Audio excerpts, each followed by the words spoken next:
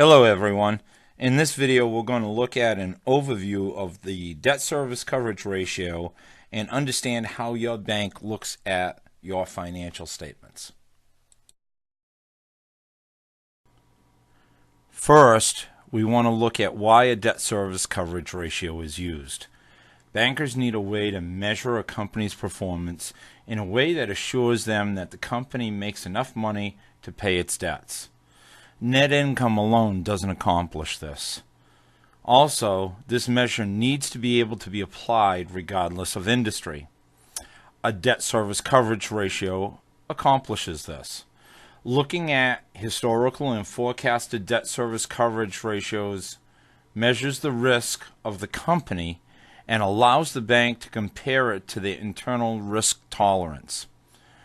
We like to look at risk as having two components. One, the probability that an event will happen, and two, the cost of the dollar amount or loss if the event does happen.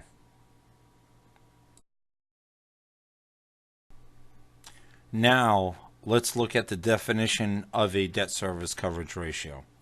Debt service coverage is Ebitda divided by debt service. Ebitda is earnings before interest, depreciation, and amortization, and it's sometimes referred to as cash flow or operational cash flow. Debt service is principal and interest payments on all loans for a given 12-month period of time. Common debt service coverage ratios are 1.2 to 1 or 1.3 to 1 and can be as high as 2 to 1. Given a debt service coverage ratio of 1.2 to 1, a company is making $1.20 of cash flow for every dollar of debt service. The debt service coverage is usually measured annually, but it can be measured quarterly or using a rolling 4 quarters method.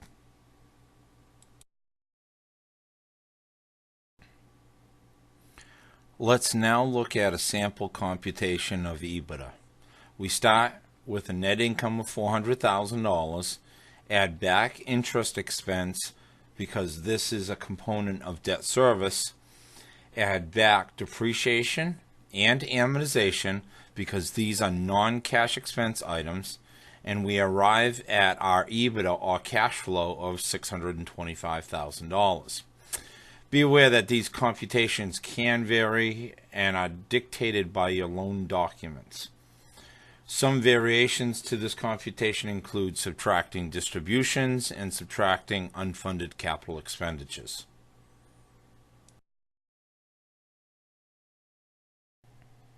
Here we have taken the same Ebitda calculation of $625,000 and now comparing it to debt service.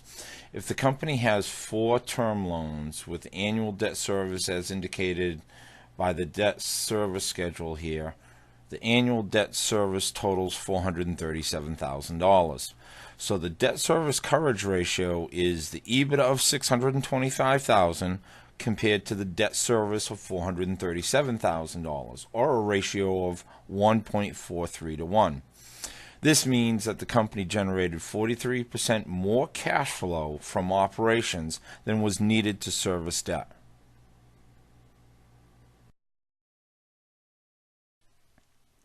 Now, we'll take a look at why profitability alone is not a good enough measure of performance. Remember, a bank's goal is to get assurance that the company makes enough money to pay its debts.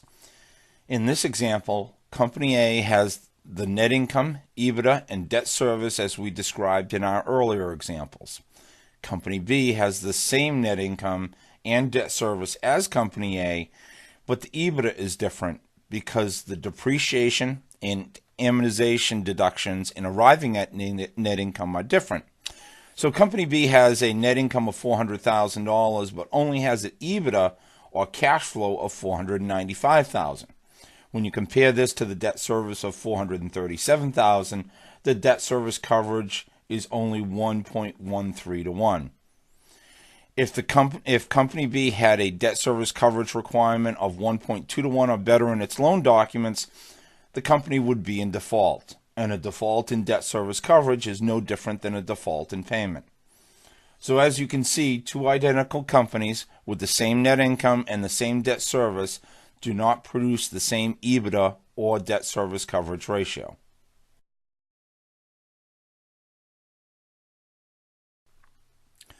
We'd like to leave you with some final thoughts about your debt service coverage ratio when talking to your bank. Know the details of your debt service coverage ratio requirements. You can find these in your loan documents. There is no standard requirement or standard calculation among banks. They have the liberty to vary these for each situation. And realize that some variations can be more restrictive to a company's growth.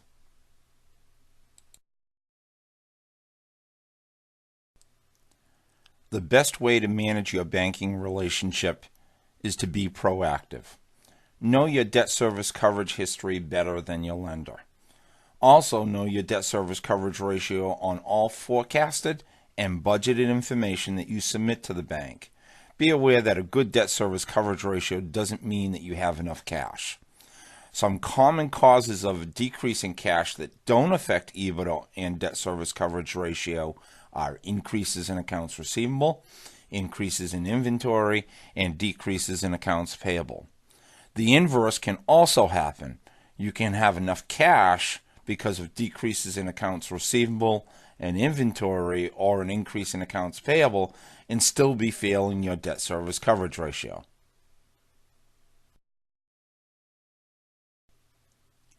At the Delta Group, we add value by finding the right debt structure that matches your business model and strategy, optimizing your cash flow strategy and cash availability. We also add value by building strong relationships with your bank, knowing what options are available in the banking marketplace so you get the best cash flow options available.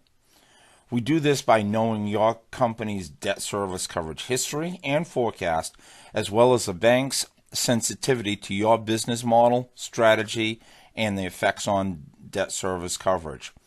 Also, knowing the other financial requirements in addition to debt service coverage that the bank is sensitive to, and communicating that management has an understanding and focus on achieving these financial requirements.